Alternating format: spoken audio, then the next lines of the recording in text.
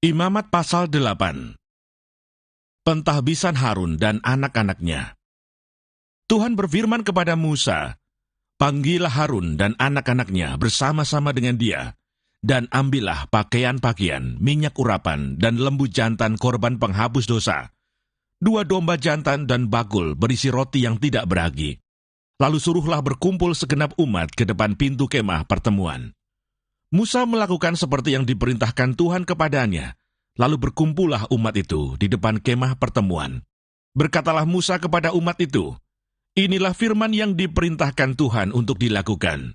Lalu Musa menyuruh Harun dan anak-anaknya mendekat, dan dibasuhnyalah mereka dengan air. Sesudah itu dikenakannya kemeja kepadanya, diikatnya ikat pinggang, dikenakannya gamis, dikenakannya baju efod, diikatnya sabuk baju efod, dan dikebatkannya sabuk itu kepadanya. Dikenakannya tutup dada kepadanya, dan dibubuhnya di dalam tutup dada itu Urim dan Tumim. Kemudian ditaruhnyalah serban di kepalanya, dan di atas serban itu di sebelah depan ditaruhnyalah patam emas, yakni jamang yang kudus, seperti yang diperintahkan Tuhan kepada Musa. Musa mengambil minyak urapan, lalu diurapinyalah kemah suci serta segala yang ada di dalamnya, dan dikuduskannya semuanya itu. Dipercikannyalah sedikit dari minyak itu ke mezbah 7 kali, dan diurapinya mezbah itu serta segala perkakasnya, dan juga bejana pembasuhan serta alasnya untuk menguduskannya. Kemudian dituangkannya sedikit dari minyak urapan itu ke atas kepala Harun, dan diurapinyalah dia untuk menguduskannya. Musa menyuruh anak-anak Harun mendekat, lalu dikenakannya kemeja kepada mereka, diikatnya ikat pinggang, dan dililitkannya destar seperti yang diperintahkan Tuhan kepada Musa. Disuruhnyalah membawa lembu jantan korban penghapus dosa. Lalu Harun dan anak-anaknya meletakkan tangannya ke atas kepala lembu jantan korban penghapus dosa itu. Lembu itu disembelih, lalu Musa mengambil darahnya. Kemudian dengan jarinya dibubuhnyalah darah itu pada tanduk-tanduk mezbah sekelilingnya, dan dengan demikian disucikannyalah mezbah itu dari dosa. Darah selebihnya dituangkannya pada bagian bawah mezbah.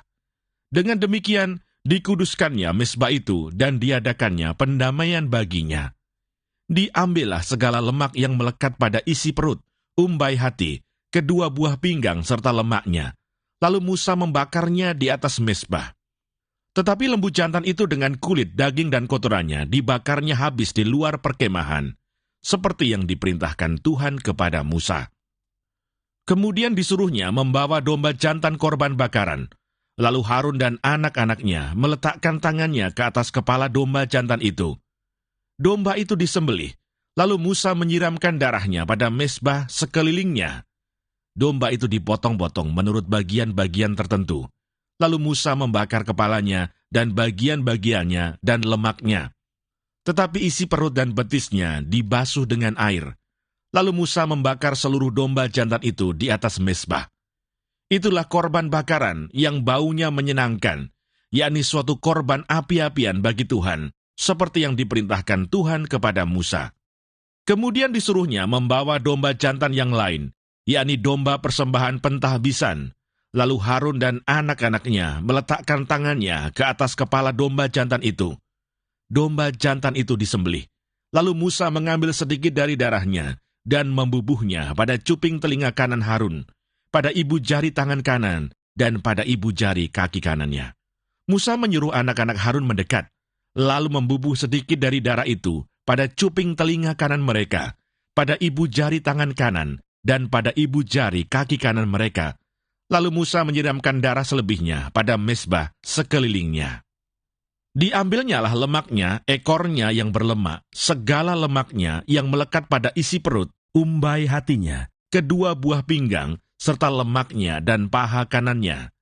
Dan dari dalam bakul berisi roti yang tidak beragi, yang ada di hadapan Tuhan, diambilnyalah 1 roti bundar yang tidak beragi, 1 roti bundar yang diolah dengan minyak, dan 1 roti tipis.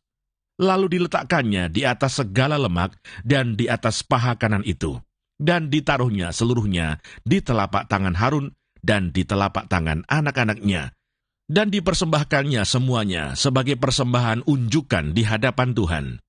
Kemudian Musa mengambil semuanya dari telapak tangan mereka, lalu dibakarnya di atas mezbah, yaitu di atas korban bakaran.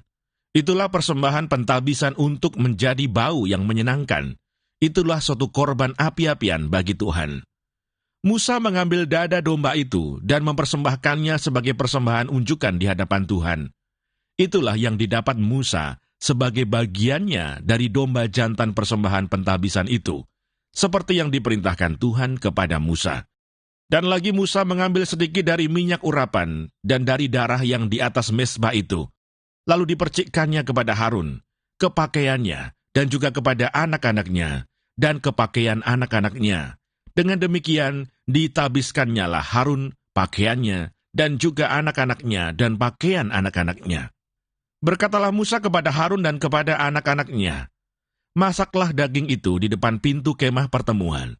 Di sanalah kamu harus memakannya dengan roti yang ada di dalam bakul untuk persembahan pentahbisan, seperti yang telah kuperintahkan dengan berkata, Harun dan anak-anaknya haruslah memakannya.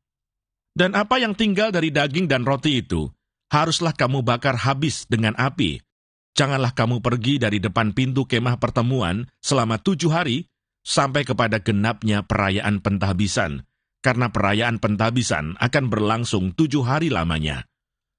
Seperti yang diperbuat pada hari ini, demikian juga diperintahkan Tuhan, kamu perbuat kelak untuk mengadakan pendamaian bagimu.